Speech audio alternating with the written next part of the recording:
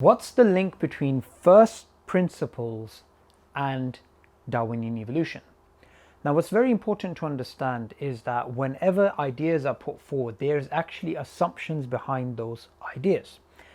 Now, imagine this particular scenario. Imagine there is somebody who is a theist and somebody who is an atheist. So somebody believes in God, they believe that God can actually create and God has created life, and you have somebody who believes that is impossible.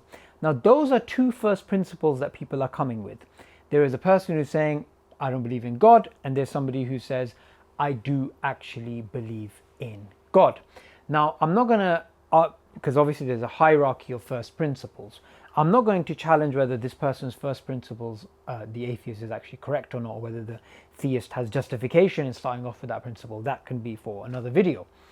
What I'm actually speaking about is, if you put on those two lenses, are you going to look at the world in a different way? Of course you are. So from a theistic point of view, you're going to look at biological life in a completely different way to somebody who looks at the world from a purely materialistic or naturalistic point of view. Now, from a naturalistic point of view, you are going to basically say, look, everything can be explained via physical processes or physical things. That's it. We can actually use those tools. When it comes to the theist, they think, do you know what? Yes, physical things, physical processes are possible. Physical matter can explain things too, but there is also a creator, and the creator can create via, the creator can create directly or indirectly, but overall the creator is the creator of all things, and he has power of all things, and he's created all things. So using these two people with these two different conceptual tools to look at the world, you're going to come up with different understandings of the world. Now, if say these two people are given the biological theory of evolution, is presented to them, they're going to actually look at it in two different ways. Now, imagine both of these people don't have a science background and they just have a basic understanding. Or it doesn't matter even if they have an advanced understanding, but just for the sake of simplicity, imagine they approached and they're given for the first time this biological theory of evolution, Darwinian evolution. They're actually given this theory. Now, the issue is that this particular theory, from an academic point of view, is something which is not pushed for, which is not understood by academics to be absolutely true. It's based on a probabilistic framework which has assumptions, and there are disputes about it from a conceptual and scientific perspective. However, when this is presented to two people, the person who is a theist is going to be more likely to accept it as a scientific theory at its face value, as it basically is understood academically. He is most likely, if he is to go that far, some theists will just completely reject it and say it's not even science. But if he was nuanced, he'd say, okay, fine, I can accept this as a valid scientific theory, although I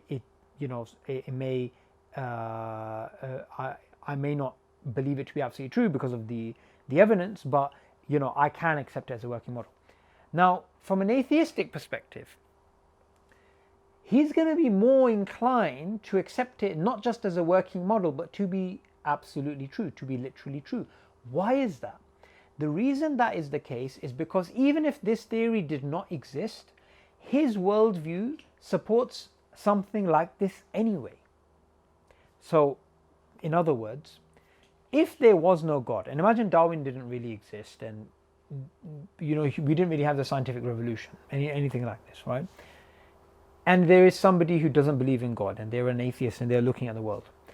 If that person was to go and look at the world and look at the biological life around them, they would basically come up with something like proto-Darwinism, something Darwinian, something naturalistic, something in which you get lots and lots of complexity going back in time until you get very simple beginning. Something like that has to be true as a matter of logic if atheism is true, if naturalism is true. Something like a Darwinian naturalistic process has to be true as a matter of logic. So hence why, when you have an atheist and a theist and they are presented with the evidence of a valid scientific theory, one is more likely to just accept it as what it is, and the other is more likely to go beyond the evidence and say it's literally true, because even if that theory did not exist, their worldview actually supports something like that theory. Now, what this basically boils down to in the lesson, to take away the upshot of all this, is basically that the worldview that you begin with dictates the way that you're actually going to interpret certain things which are presented to you. And that's really the crux of the matter when it comes to these sort of debates about intelligent design, creationism, Darwinism, atheism. That's what it really breaks down to. Which worldview do you actually begin with, and how does that affect the way that you interpret reality? I hope in this video you've understood the main crux of the issue when it comes to this particular debate.